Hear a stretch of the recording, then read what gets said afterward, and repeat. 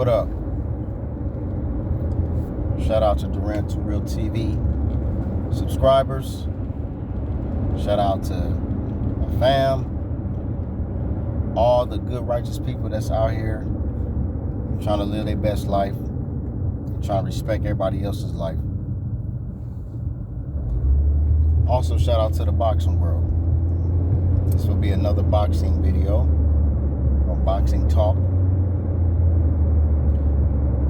In a nutshell, I'm gonna just give it to y'all of what I just believe, in my opinion, what the main root problem, or who the main root problem in this Terrence Bud Crawford versus Errol Spence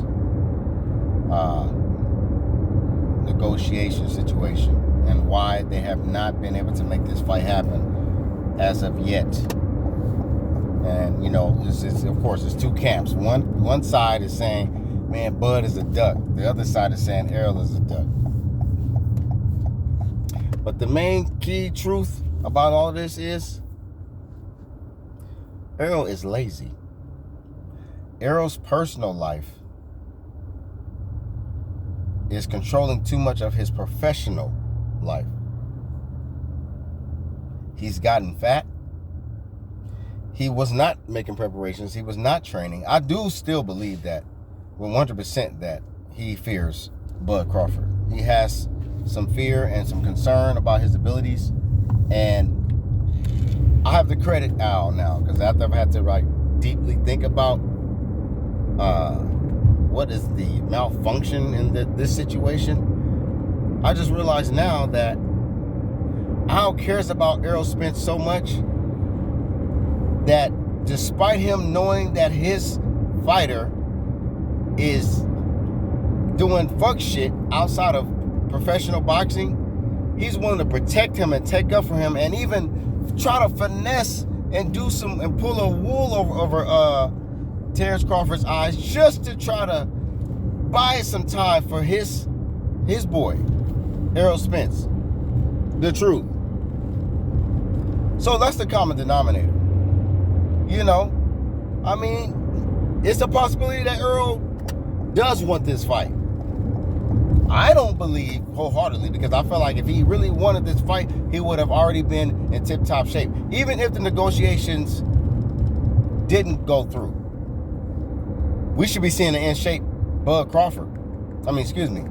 We already see a in-shape Bud Crawford. We should be seeing an in-shape Errol Spence, not a fat face, chunky neck, chunky body, chunky Brewster head ass Errol Spence. Like, what? Come on, man.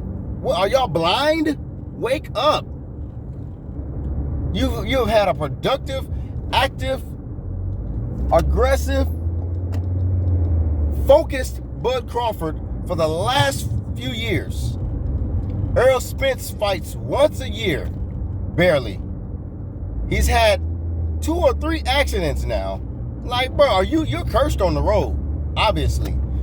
Even though I think that accident shit is really sounds like cap, really. You know, I want to see pictures of this. I need to do more deeper research and see if I can find a kid, this 14-year-old that you supposedly claim hit your car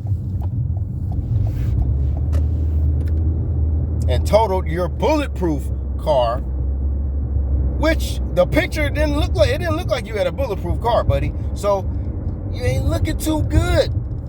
You look fabricated. You look like you're lying. You use this as a tool to buy yourself time to make preparations for Bud, or to just all out avoid Bud in general, because the way you've been talking in these interviews, come on, man.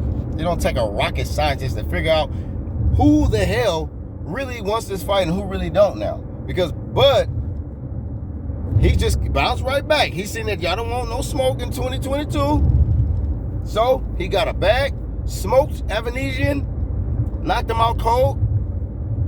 Spence said he was going to spin the block. Bud is ready. What are you going to do, Spence? Are you going to spin the block? Or are you going to make more excuses for why you have not gotten in the ring yet with Bud Crawford, buddy? Come on, dog. People can try to say, Bud didn't want to negotiate. Man, he explained exactly everything that he had to negotiate and try to figure out.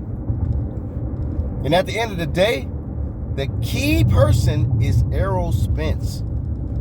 His personal life has overpowered and interfered with his professional life, which is boxing at the highest level. And you know what it kind of reminds me of? Roy Jones Jr. Roy Jones was elite. He was special. Errol Spence was elite and he was special. But what was Roy Jones' biggest downfall? His personal life. Roy Jones, who was fully healthy, at one point in time, before Mayweather was even relevant, Roy Jones was that nigga. He was that guy, to where he was known as the most in shape athlete. He was the most athletic athlete ever, like in the world. Like he was known to be just in tip top shape, chiseled, fast, just come on, man. Roy Jones Jr. But he destroyed himself. Like other people beat him, but it wasn't really because of them. It was because of him. Errol Spence is beating himself.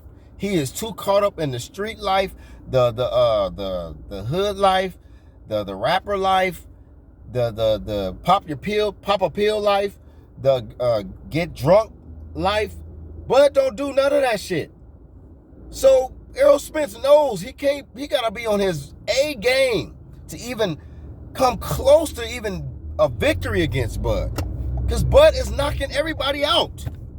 He has over 10 plus knockouts consecutively. And these Errol sexuals out here talking about Bud ducking? Man, if you don't knock it off. Errol Spence needs to get help. He needs to help himself now or get help. Because if he's not going to fight Bud this year, he better be in rehab. He better be getting some help. Because that's exactly what's going on. Errol Spence is destroying himself.